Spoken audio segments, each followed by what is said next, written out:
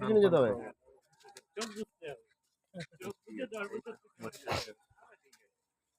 এই পুকুরটার জল এবং মিষ্টি।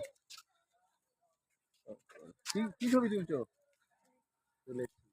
পুকুরের জলে স্নান পান কোথায়? এটা মিষ্টি জল।